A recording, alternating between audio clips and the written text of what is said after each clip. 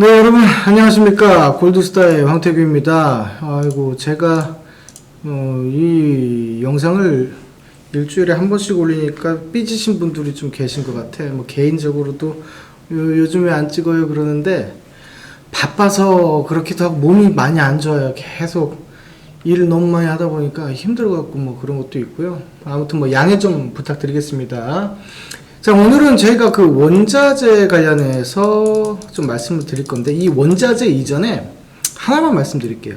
자, 그러면은 증시하고 원자재하고의 상관관계를 조금 말씀드리겠습니다. 그리고 또 그 이전에 말씀드릴 부분이 있는데, 우리가 일반적으로 뭐 금리와의 관계, 금리 또는 뭐 농수산이라든지 기타 등등 뭐 비철금속 뭐 여러 가지 많이 이제 요소들이 있죠. 뭐 이슈들이 있다는 그런 얘기죠. 근데 이런 부분에 있어서 큰 맥에서 봤을 때 지금 부동산 상승이 올라갔죠. 부동산 올라가고 증시 올라갔고 그동안에, 그리고 금리도 지금 인상한다고 그러고 그 다음에 테이퍼링에 대한 이슈 이런 부분들도 계속적으로 좀 나오고 있는 상황이다. 근데 그 불완전한 불완전한 이슈들을 뚫고 증시가, 우리나라 지금 증시가 최근에 10월부터는 약 횡보회장으로 지금 들어가고 있단 말이죠. 그러면은 여기서 있어서 지금이 11월 9일인데 이제 방향을 좀 정할 거예요. 어디로 정하느냐를 좀 체크를 해주셔야 되는데, 상방으로 갈 수도 있고 하방으로 갈 수도 있고 여러 가지가 되겠는데, 이제 이 미국 시장에 대해서 최근에 이제 디커플링 현상이 많이 일어났죠. 그 다음에 중국 시장에 있어서 커플링 현상이 많이 일어났습니다. 우리나라 같은 경우는 지금 이머징 마켓에 포함되죠. 이머징 마켓에 포함되기 때문에 중국하고의 이 커플링 장세, 그리고 산업 성장 원동력에 있어서 좀 불확실한 면들이 있기 때문에 계속해서 이 중국하고 같이 움직이는 경향이 좀 있었는데, 이 수출 국가입니다. 우리는 이 수출 국가임에도 불구하고 미국이 세계 최대의 소비 국가입니다. 소비 국가인데 수출국가 치고는 우리가 성적이 그다지 나쁘지 않았어요. 그리고 잠정 실적에 있어서 그 수출 비중이 점진적인 상승이 올라가고 있다라는 거죠. 그렇다면은 지금 방향성에서는, 우리가 증시에 대한 방향성에서는 이 하방보다는 상방 쪽으로, 또한 미국에 대해서 커플링 현상으로 또다시 움직임이 달라질 수 있다라는 거. 그러니까 결론은 뭐야? 약간은 희망적인 부분이 생길 수 있다라는 거 한번 체크를 해주시면 되고, 우리가 이 원자재 얘기를 꺼냈으니까 말인데, 이 원자재 같은 경우는 사실은 이 증시에서 미리 선반영되는 경우도 있고요, 또는 나중에 반영되는 경우도 있습니다. 이 증시라는 것은 A부터 Z까지 각가지 기업들, 이런 기업들 같은 경우가 소재를 이용해서 뭔가를 이제 만들고, 제품을 만들고 그 제품을 이용해서 수출을 하다 보니 이 원자재라는 것을 가격을 무시할 수가 없습니다. 최근에 있어서 우리가 급등한 게 뭐였죠? 아연 급등했죠. 그 다음에 뭐 유가 급등했죠. 그 다음에 구리 급등했죠. 그 다음에 알루미늄 급등했죠. 그 다음에 오늘 마그네슘 급등하죠. 그 다음에 오늘 요소수 계속적으로 요소에 대한 부분 계속 부각이 되죠. 이런 부분들이 전부 다 원자재라는 얘기예요.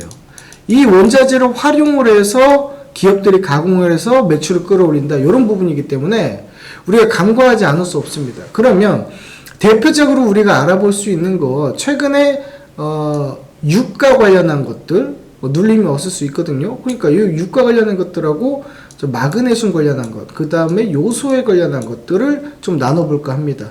자, 1차적으로 우리 간략하게 지금 설명을 드렸으니까 눌림이 지금 왔는지를 볼게요.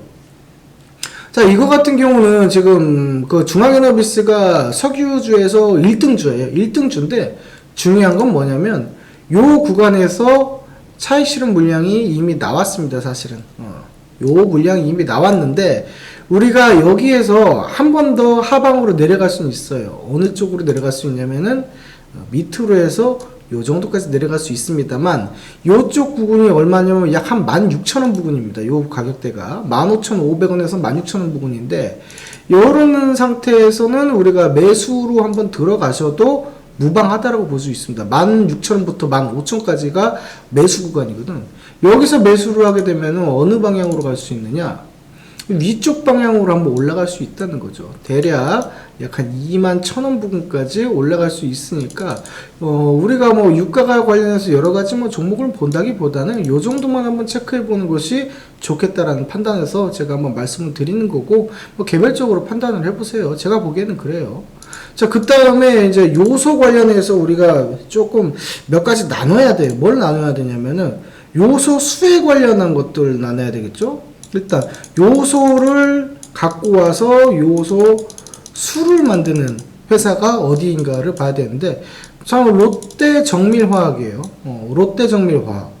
그리고 뭐 일반적으로 얘네가 이제 여파를 미칠 수 있는 부분이 여러 가지가 있겠지만 뭐 남해화학이라든지 얘네 같은 경우는 현재 그 불스원에 대해서 지분을 갖고 있고 그 다음에 그 요소에 대해서 생산을 하기 때문에 남해화학, 뭐 비료도 생산을 하는 거고, 뭐 좀 그런 거예요. 그리고 아까 말씀드렸다시피 비료 관련해서 다른 것들도 많습니다. 사실 뭐 미래생명자원이라든지 다른 여타 이제 종목들이 많죠. 뭐 이런 부분들이 좀 생길 수 있고, 그 다음에 이 시멘트로 또 번져갑니다. 이 시멘트로 또 번져가는데 시멘트 같은 경우는 현재 대장주는 한일 시멘트입니다.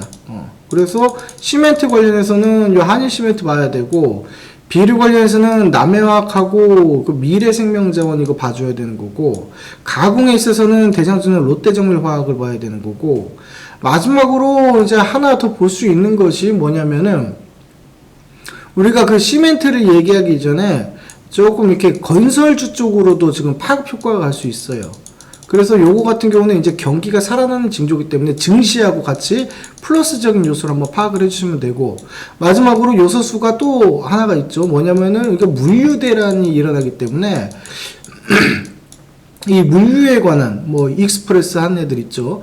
뭐 한솔 로지스틱스라든지 뭐 한익스프레스라든지 뭐 다 한자가 들어가는데 요런 애들 좀 봐주시면은 좋을 수 있다라는 거죠. 그러면 간략하게 대표적인 거 볼게요.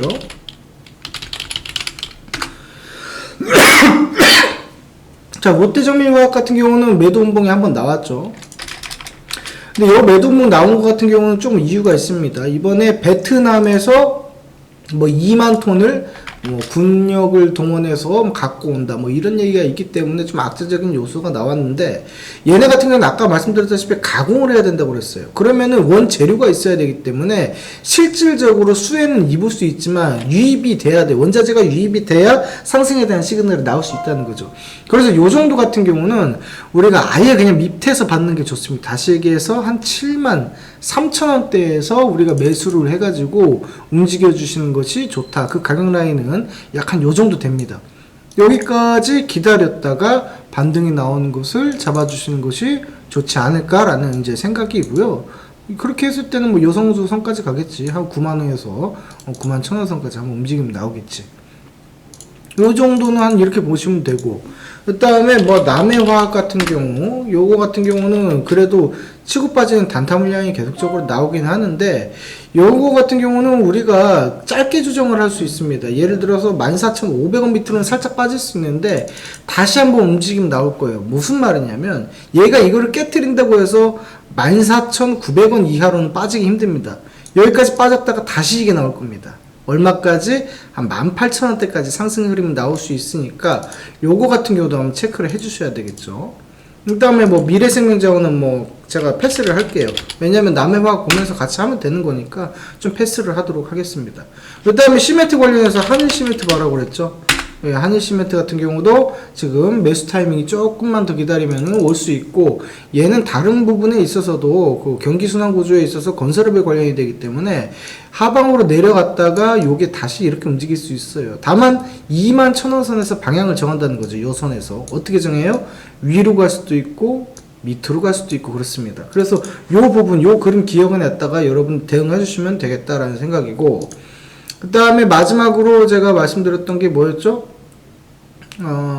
마지막 말씀드렸던 게 또 생각이 안 난다. 또 잊어버렸네. 이게 또 방송 종료하면 생각날 것 같은데 여기까지 하도록 할게요. 그렇게 하고 지금 현재 마그네슘 관련해서도 얘기가 계속 나오고 있습니다. 이 마그네슘 관련해서 지금 무슨 얘기가 나오고 있냐면 중국이 전체 생산량의 한 80%를 이제 생산을 하죠. 마그네슘이 중국에서 80% 정도 생산을 하는데 이 마그네슘에서 원천 기술, 그러니까 다시 얘기해서 차체 가공 기판에 대해서 원천 기술을 갖고 있는 기업이 있습니다. 요거 같은 경우는 이제 현재 아진 산업이라는 건데 얘가 마그네슘 관련해서 현재 대장주입니다. 그래가지고 아진 산업 정도만 마그네슘 관련해서는 한번 봐주셔도 괜찮지 않겠나라고 생각이 듭니다. 자, 그래서 마그네슘 관련주까지 읊어봤고요. 지금 촬영 시간이 좀 길어지기 때문에 여기서 또 종료하도록 하고 조만간에 다시 한번 또 인사드리도록 하겠습니다. 자, 지금까지 골드스타의 황태욱이었습니다. 감사합니다.